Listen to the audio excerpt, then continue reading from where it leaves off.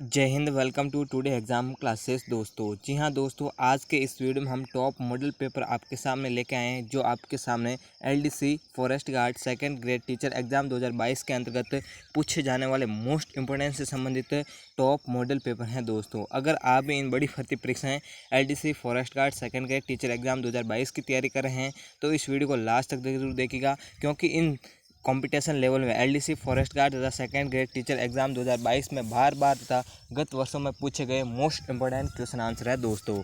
तो वीडियो को जरा भी स्किप ना कीजिए, हमारे साथ लास्ट में जरूर बनिए रहेगा दोस्तों, और क्वेश्चन आंसर को ध्यान से करिएगा दोस्तों। तो चलेगा, आज के आपके सामने टॉप मॉडल पेपर से संबंधित कुछ मोस्ट इंपोर्टेंट क्वेश्चन आंसर कर रहे हैं दोस्तों। तो चलेगा आपके सामने पहला क्वेश्चन में ब्रह्ममानस निम्नलिखित में से किसके द्वारा लिखा गया था? तो इसका सही आंसर हो जाएगा ऑप्शन नंबर सी। इसका करेक्ट ब्रह्ममानस है वो मनु द्वारा लिखा गया था। मनु ने ब्रह्ममानस की रचना 9वीं शताब्दी के अंतिम तिमाही में की थी। लगभग 932 ईस्वी में मुंजाल द्वारा रचित लघुमानस ब्रह्ममानस पर ही आधारित हैं। तो ब्रह्ममानस की रचना किसने की थी? मनु ने की थी। कब की थी? 9वीं शताब्दी में। अगला क्वेश्चन आपके सामने, निम्नलिखित में से किसने मनु स्मृति पर अपना भाष्य लिखा है? तो इसका सही आंसर हो जाएगा option number C is correct. Medhatithi ने मनु स्मृति पर अपना भाष्य लिखा है। तो इसका सही आंसर हो जाएगा मेधातिथि। तो मेधातिथि ने पहले संस्कृत विद्वान थे जिन्होंने मनु स्मृति पर अपनी भाष्य लिखी थी, जिसे आमतौर पर मनु के नियम के नाम से जाना जाता है।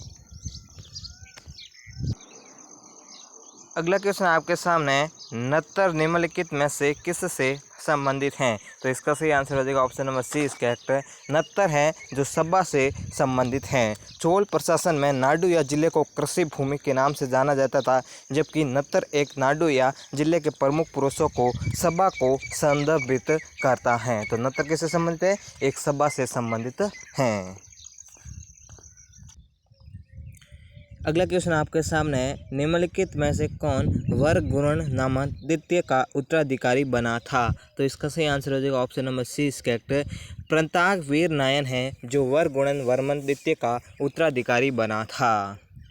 पांड्य राजा वर्गुण वर्मन द्वितीय के भाई प्रताप वीर नारायण 880 में सिंहासन पर बैठे और 900 ईस्वी तक शासन किया। सोल सम्राट ने पांड्य साम्राज्य पर आक्रमण किया, जिसके शासक ने सिलोन के राजा से मदद मांगी थी। अगला क्वेश्चन आपके सामने, निम्नलिखित में से कौन चेर साम्राज्य का सबसे प्रमुख बंदरगाह था? तो इसका सही आंसर हो जाएगा option number B is correct. निम्न में से मुजीरिस हैं जो चेर साम्राज्य का सबसे प्रमुख बंदरगाह था। वंजी चेरों की राजधानी थी और व्यापार और शिल्प का एक महत्वपूर्ण केंद्र था। चेरों का सबसे प्रमुख बंदरगाह भारतीय उपमहाद्वीप के दक्षिणी पश्चिमी तट पर मुजीरिस मुचिरी था।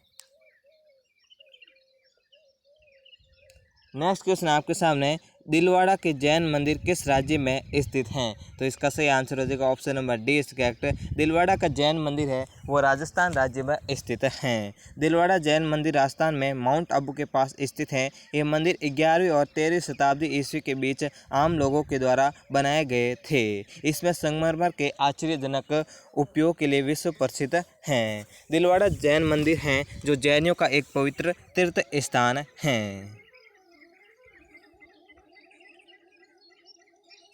अगला क्वेश्चन आपके सामने, सिंधु सभ्यता की अर्थव्यवस्था की रीढ़ कौन सी थी? तो इसका सही आंसर हो जाएगा option number A is correct. Sindhu सभ्यता की अर्थव्यवस्था की रीढ़ है वो कृषि थी। अधिकांश अन्य समकालीन सभ्यताओं की तरह कृषि सिंधु अर्थव्यवस्था की रीढ़ थी। लोगों ने लकड़ी के हल का व्यापक उपयोग किया, जो और गेहूँ मुख्य खाद्य फसलें थी। कृषि ने प्रारंभिक शहरों को केंद्रों को बनाए रखा था। किसमें? सिंधु सभ्यता में किसकी आर्थिक व्यवस्था थी? रीढ़ कहती थी कृषि की अर्थव्यवस्था की रीढ़ हड्डी थी।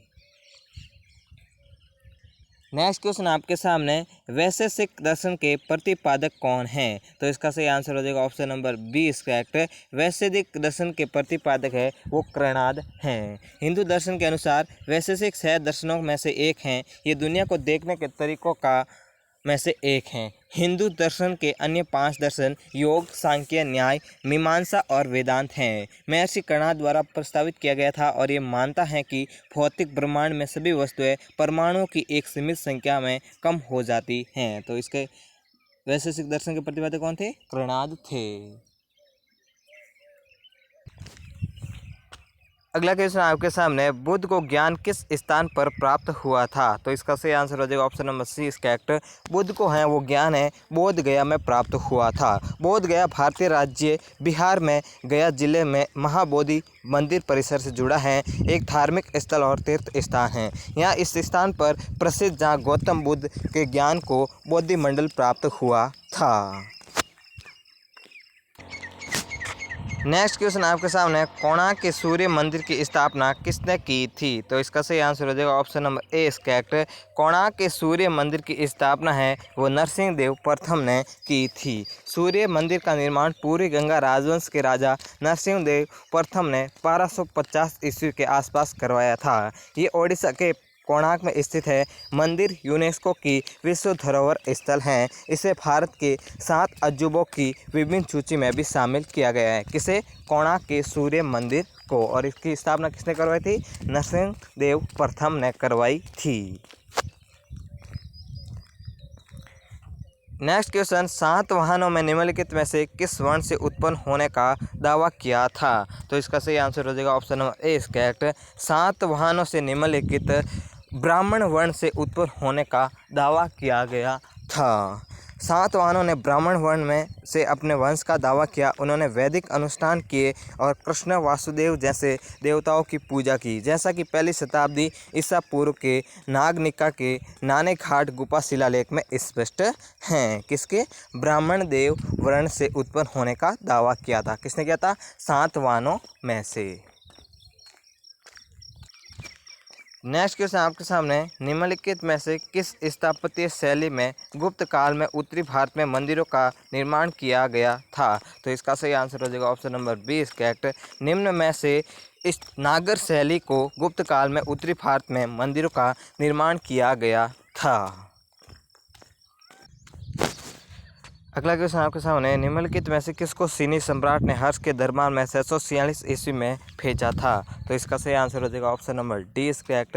निम्न में से वांग हुएन त्से को चीनी सम्राट ने हर्ष के दरबार में 646 ईस्वी में भेजा था। 7वीं शताब्दी ईस्वी के उत्तरार्ध में चीनी और भारतीय सेनाओं के बीच युद्ध के रिकॉर्ड हैं। चीनी सम्राट ने वांग हुएन त्से को दूत के रूप में हर्ष के दरबार में वर्ष 646 ईस्वी में भेजा था। अगला क्वेश्चन आपके सामने, निम्नलिखित में से किस राजा को राष्ट्रकूट राजा धुरु ने पराजित किया था? तो इसका सही आंसर हो जाएगा option number D, correct. Nagraj Bhatt प्रथम राजा ने राष्ट्रकूट राजा धुरु को ने पराजित किया था। नागभट्ट प्रथम ने 730 ईस्वी में शासन किया। उज्जैन में अपनी राजधानी से उसने अपने राज्य का विस्तार मालवा, राजपूताना और गुजरात के क्षेत्रों में किया था। वह राष्ट्रकूट राजा धुरु से हारा गया था। कौन? नागभट्ट प्रथम। और कब हारा गया था? 730 ईस्वी में हारा गया था। अगला क्वेश्चन आपके सामने, पूना की संधि निम्नलिखित में से किस शक्ति के बीच हुई थी? तो इसका सही आंसर हो जाएगा ऑप्शन नंबर 20, करेक्ट। पूना की संधि है वो अंग्रेजी और पेशवा के बीच हुई थी। पूना की संधि है वो वर्ष 1817 में 1 जून में अंग्रेजी ईस्ट इंडिया कंपनी और पेशवा के बीच हुई थी। इस संधि के परिणाम स्वरूप नर्मदा नदी के उत्तरी किनारे और तुंगभद्रा नदी के दक्षिणी हिस्से पर अंग्रेजों का नियंत्रण हो गया था। तो इसके बीच किसके बीच हुई थी? अंग्रेजों और पेशवा के बीच हुई थी। अगला क्वेश्चन, निम्नलिखित में से कौन पेशवाओं के घराने का संस्थापक था? तो इसका सही आंसर हो जाएगा option number A, correct. Balaji Vishwanath हैं जो पेशवाओं के घराने का संस्थापक था। बालाजी विश्वनाथ ने पेशवा के पद की परंपरा शुरू की। उन्हें वर्ष 1713 ईस्वी में साहू मराठा राजा के पेशवा प्रधानमंत्री के रूप में नियुक्त किया गया था। नेक्स्ट क्वेश्चन आप सामने, निम्नलिखित में से किस वर्ग को बंगाल की स्थायी बंदोबस्त से लाभ हुआ था? तो इसका सही आंसर हो जाएगा option number B is correct. निम्नलिखित में से जमींदार वर्ग को बंगाल की स्थायी बंदोबस्त से लाभ हुआ था। बंगाल का स्थायी बंदोबस्त 22 मार्च 1793 को शुरू किया गया था। जमींदार वर्गों को सबसे अधिक लाभ हुआ क्योंकि इन्हें जमीन का स्वामित्व मिल गया था और किराएदार उनके अधीन काम करते थे। नेक्स्ट क्वेश्चन आप सामने, 1906 में मुस्लिम लीग की स्थापना किस स्थान पर की गई थी? तो इसका सही आंसर हो जाएगा option number C is correct. 1906 में मुस्लिम लीग की स्थापना है वो ढाका स्थान पर की गई थी। दिसंबर 1906 में मुस्लिम लीग की स्थापना ढाका में की गई थी। आगा खान, नवाब तथा सलीम मुलान खान तथा नवाब मोहिसुन उल मुल्क के नेतृत्व में इस संगठन की स्थापना की गई थी। आगे चलकर मुस्लिम लीग ने मुस्लिमों के लिए अलग देश पाकिस्तान की मांग की थी।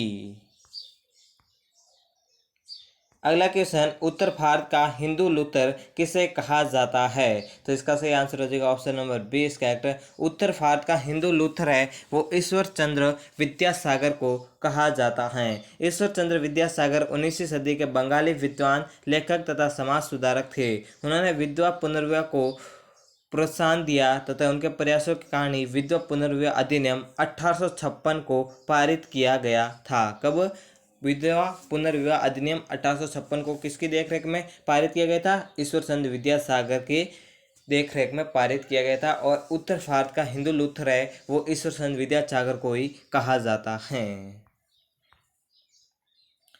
अगला क्वेश्चन, 19वीं शताब्दी में सामाजिक और धार्मिक सुधारों का प्रमुख कारण क्या था? तो इसका सही आंसर हो जाएगा option number C is correct. 19वीं शताब्दी में सामाजिक और धार्मिक सुधारों का प्रमुख कारण पश्चिमी शिक्षा व जागृति का था। पश्चिमी शिक्षा के प्रसार के साथ लोगों में वैज्ञानिक दृष्टिकोण का विकास हुआ, जिससे वे रूढ़िवादी प्रथाओं के बारे में जागृत हुए और समाज में कई महत्वपूर्ण समाज सुधारक के कार्य संभव हो सके थे।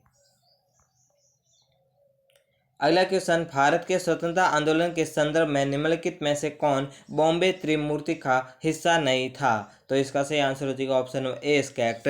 दादा भाई नौरोजी हैं जो भारत के स्वतंत्रता आंदोलन के संदर्भ में बॉम्बे त्रिमूर्ति के हिस्सा नहीं थे।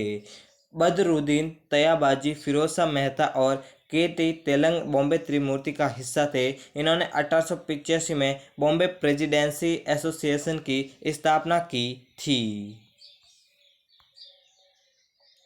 अगला question, Spring Tiger a study of a revolutionary किसकी जीवनी है? तो इसका सही आंसर हो जाएगा option number C is correct है। Spring Tiger a study of a revolutionary हैं जो सुभाष चंद्र बोस की जीवनी है।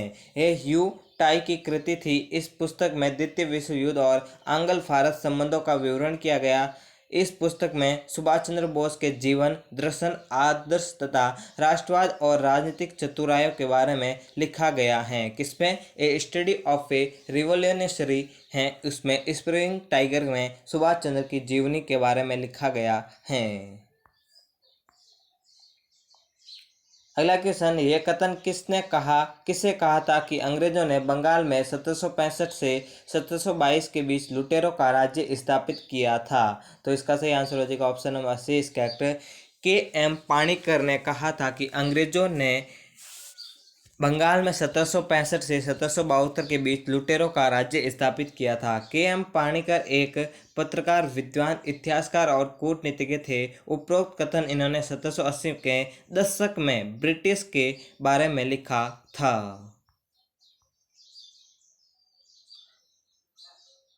अगला क्वेश्चन, कृषक आंदोलन बिजोलिया किस वर्तमान राज्य से संबंधित हैं? तो इसका सही आंसर हो जाएगा option number D is correct है। कृषक आंदोलन बिजोलिया हैं जो वर्तमान में राजस्थान राज्य से संबंधित है। बिजोलिया किसान आंदोलन वर्तमान मेवाड़ के उदयपुर में स्थित है। इस आंदोलन के शुरुआती और दौर में सीताराम दास ने नेतृत्व किया था। इस आंदोलन में किसानों ने बेघर करने से इनकार किया और कर देने से भी इनकार कर दिया था। नेक्स्ट क्वेश्चन, भारत के अंग्रेजी भाषा को निर्देश का माध्यम कब बनाया गया था? तो इसका सही आंसर हो जाएगा ऑप्शन नंबर 20 करेक्ट है। भारत के अंग्रेजी भाषा को निर्देश का माध्यम है वो 1835 में बनाया गया था। अंग्रेजी शिक्षा अधिनियम विधेयक भारतीय परिषद 1835 का हिस्सा था। लॉर्ड विलियम बेंटिक ने शिक्षा के लिए कुछ फंड वितरित करने का निश्चय किया था। तो इसी वर्ष ब्रिटिश सरकार ने निर्देश कर माध्यम अंग्रेजी भाषा का निश्चित किया था। कब किया गया था? 1835 में।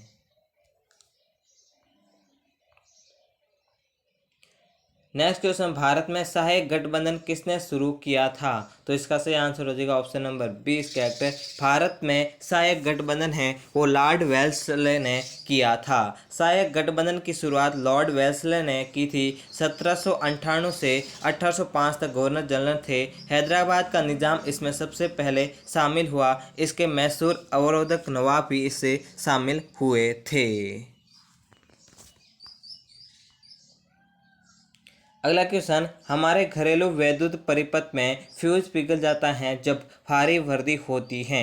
तो इसका सही आंसर हो जाएगा ऑप्शन नंबर 20 करेक्ट है। हमारे घरेलू वैद्युत परिपथ में फ्यूज पिघल जाता है क्योंकि जब धारा में भारी वर्दी होती है तो फ्यूज क्या हो जाता है? पिघल जाता है। तो इसका सही आंसर हो जाएगा 20 करेक्ट है। धारा का अत्यधिक प्रवाह होने के कारण परिपथ फ्यूज है वो पिघल जाता है।